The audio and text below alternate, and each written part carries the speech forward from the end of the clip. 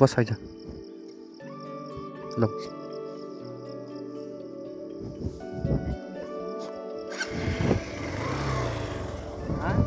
अहिले भन्नु ल आज चाहिँ ठ्याक्क त्यहाँनिर स्टार्ट गरेँ कति घरमा स्टार्ट गर्नु भइरहेको थियो अनि त्यहाँनिर स्टार्ट गरेको कस्तो दामी मौसम भइरहेछ क्या आज कस्तो भइदियो भने ठ्याक्क पानी पर्दियो क्या बिहान हिँड्ने बेलामा अनि मौसमै कस्तो चिल भएर आइदियो क्या रमाइलो भइरहेछ हाँक्नलाई अनि आज राइड पनि चेन्ज भएछ होन्डा साइन लिएर आएको 125cc जहिले 160 र 220 हाँक्ने बानी उकालोमा अलिअलि गाह्रो मानि पनि रहेछ अनि धनकुटा चाहिँ किन जान लागेको भनेको मेरो चाहिँ अर्कै राइड प्लान थियो होइन लङ राइड प्लान भइरहेको थियो अनि अर्को लङ राइड छिटै आउँछ अहिले पानीले गर्दा अलिक डिस्टर्ब भइरहेको थियो अनि ठ्याक्क भाइको ट्रायल छ क्या पर्सिको दिन धनकुटाबाट फर्म भरेको थियो अब इटरीबाट फर्म भरेर त आज भर्यो भने 2 वर्षपछि मात्रै डेट आउँछ 15 दिनमा डेट आउनुपर्छ पर्ने मात्रै भन्छ खै कहिले आउँदैन अनि त्यही भएर होन्डा साइन पनि लिएर आएको हल्का हुन्छ नि त होन्डा साइन त अनि लाइसेन्सको कारणले चाहिँ धनकुटा जानु पऱ्यो धनकुटामा भर्खर यातायात कार्यालय खुला छ क्या अनि टाइम पनि छिटै आउँछ अनि अस्ति भर्खर भरिदिएको थिएँ छैन कुदाउने खालि आनन्दले एक्लै पानी परेर पनि होला मान्छेले धेरै प्लान थियो होला क्यान्सल भयो त्यही पनि आज अफ डे आज त अफ डे नै त हो नि त सन्डे गभर्मेन्टले त अफ डे दिएको छ अब सन्डेको दिन पनि छुट्टी हुन थाल्यो अब चाहिँ गभर्मेन्ट त छुट्टी होला अब यो स्कुलहरू कलेजेसहरू प्राइभेट इन्स्टिट्युटहरू चाहिँ अनि प्राइभेट जबहरू चाहिँ लाग्यो जस्तो लाग्छ अरू त लगभग छुट्टी नै होला कतिवटा प्राइभेट स्कुलहरू पनि छुट्टी दिएको छ भन्ने होला सुनेको थियो तर धेरै जस्तोले चाहिँ छुट्टी दिएन प्याप्सनले मानेन छ कोर्स कम्प्लिट हुँदैन अरे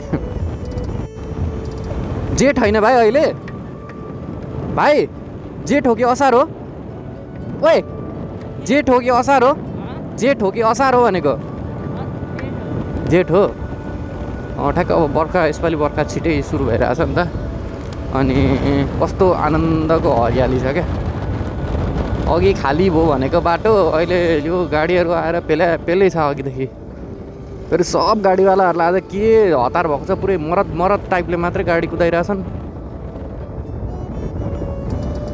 वाटर क्रसिङ आयो कि क्या हो भाइ प्रजन वाटर क्रसिङ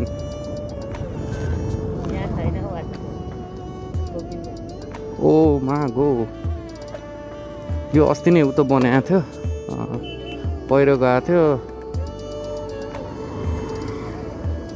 ठ्याक्कै यो गाडीवाला किन नि यहाँ रोकेर बसिरहेको क्या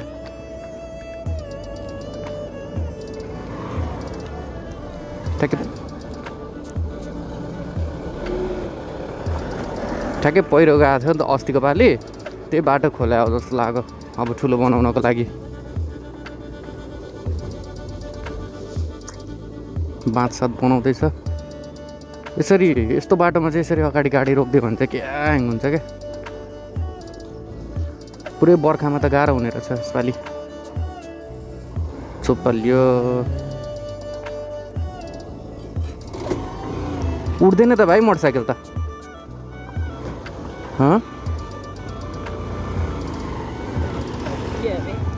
उड्दैन त मोटरसाइकल भनेको उठ्यो कस्तो उतो भइरहेछ ठ्याक्क हाई सिसी हाँक्ने बानी होइन अनि लोवर सिसी हाँकिरहेछ नि त अनि कहाँ आफ्नै बाइक जस्तो सोचेर आएको अप्ठ्यारो भएको भइछ अघिदेखि यहाँ चाहिँ ठ्याक्क यो यस्तो ठुल्ठुलो बसहरू कुद्छ होइन अनि किनकि पावरफुल बस चाहियो नि त माथिपट्टि अब माथि पुरै अफ रोड टाइपको बाटोहरू धेरै छ अनि यो चाहिँ खाँदबारीतिर भोजपुरतिर अनि यता बसन्तपुरतिर शङ्खसभातिर जान्छ क्या अनि त्यही भएर यत्रो ठुल्ठुलो पावरफुल टाइपको बसहरू कुदिरहेको हुन्छ यतापट्टि लास्टै पावरफुल हुन्छ यिनीहरू त्यो बसहरू चाहिँ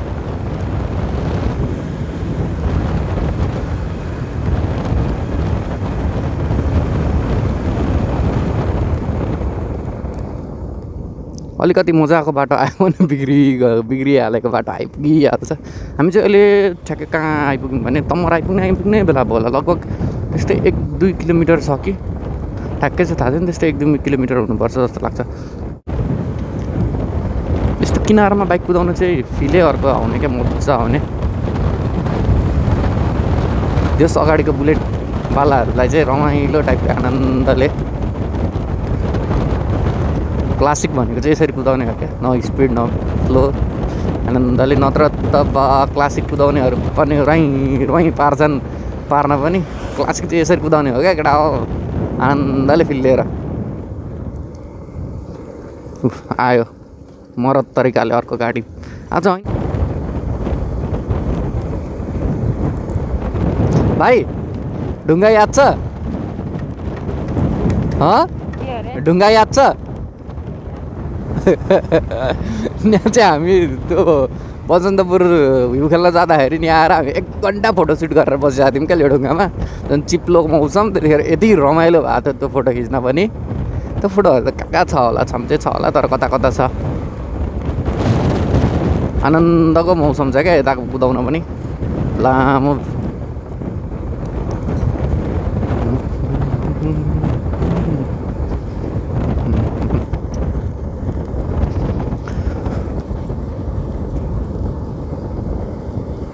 सब बाटोहरू बनाउँदै रहेछ कि यहाँ के गरिदियो पुरै आजकल त। हाइट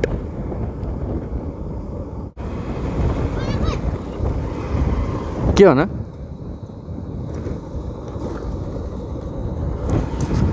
अब चाहिँ हामी तमर आइपुग्ने बेला भयो। यो चाहिँ बिचमा गाउँहरूको ठ्याक्क बिचमा हुन्छ नि।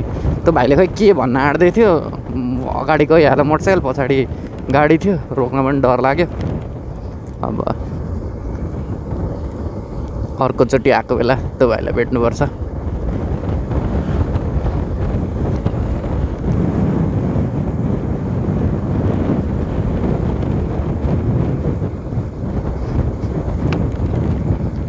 ठ्याक्कै तम्मर आइपुग्यौँ है।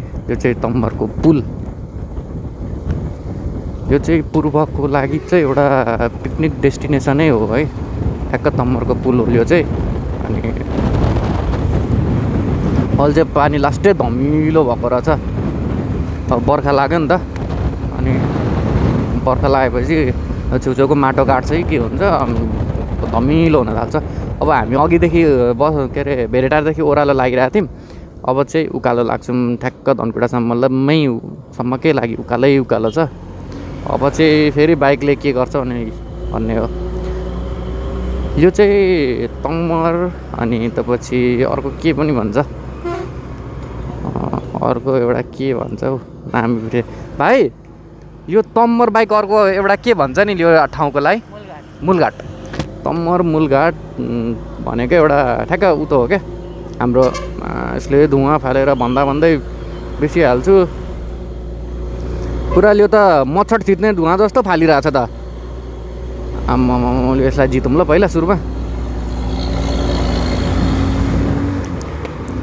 यो तम्मर मूलघाट भनेको चाहिँ पूर्वको लागि एउटा पिकनिक डेस्टिनेसन हो होइन। धेरैजना मान्छे आउँछन्, तर धेरैजना मान्छे आउन पनि डराउँछन् किनकि जतिचोटि पिकनिक आइरहेको हुन्छ कति मान्छेको एक्सिडेन्ट भइरहेको हुन्छ क्या। अब आफ्नो केयरलेसले गर्दा पनि हो। पिकनिक आयो, अब खायो, अनि त्यसपछि खोलाको नजिक गएपछि त्यस्तै हो। अब नदीको नजिकै गएपछि त्यस्तै हुन्छ। इन्सिडेन्ट पनि भइरहेको हुन्छ। हरेक वर्ष एउटा इन्सिडेन्ट चाहिँ सुनिरहेको हुन्छ, रेसियोमा एउटा दुईवटा सुनिरहेको हुन्छ। अब ठ्याक्क यो जेठ असार लागेको भएर अब आँप भयो, लिची भयो है, लिचीको मौसम भयो। ठ्याक्क यो रोड साइडतिर राखिरहेको हुन्छ क्या। यस्तो रोडमा मलाई चाहिँ के लाग्छ भने चिया खाने ठाउँहरू चाहिँ दामी हुनुपर्ने हो क्या। यता अलिक ट्रेन्ड छैन उता। अब तराई बसेको भएको भएर चाहिँ हामीलाई चाहिँ अरू केही होस् नहोस् चिया खाने ठाउँ चाहिँ होस् जस्तो लाग्छ क्या। यस्तो ठाउँमा टक्क 10-15 किलोमिटर कुदाएपछि चिया खाने ठाउँ होस्, कति आनन्द आउँथ्यो जस्तो लाग्ने क्या। अब फेरि खाली बाटो भेटिन्छ। अघि क्यामेरा अफ गरेको बेला त यस्तो रस भएको थियो नि गाडीहरूको, एउटा गाडीले त झन्डै उडाइदियो। अहिले चाहिँ हामी ठ्याक्क धनकुटाको 0 पोइन्ट आइपुगेको छौँ। यहाँबाट सिधा गयौँ भने चाहिँ सिधा जुन छ नि उताबाट त्यो ठुलो बस आइरहेको त्यतातिर गयौँ भने चाहिँ हामी धनकुटाको बस स्ट्यान्ड पुग्छौँ भने त्यो माथिबाट जुन गाडी आइरहेको छ नि त्यतातिर गयौँ भने चाहिँ हिले बसन्तपुर अनि त्यसपछि भोजपुर जाने बाटो त्यताबाट हो होइन। अनि हामी चाहिँ ठ्याक्क आइपुग्यौँ भने धनकुटाको 0 पोइन्ट आइपुग्यौँ। धनकुटा आइपुगि नै सक्यौँ भने यहाँबाट 2 मिनट मात्रै छ। अब म डाइरेक्ट यहाँबाट चाहिँ घर जान्छु अनि धनकुटा चाहिँ हामी भोलि एक्सप्लोर गर्छौँ।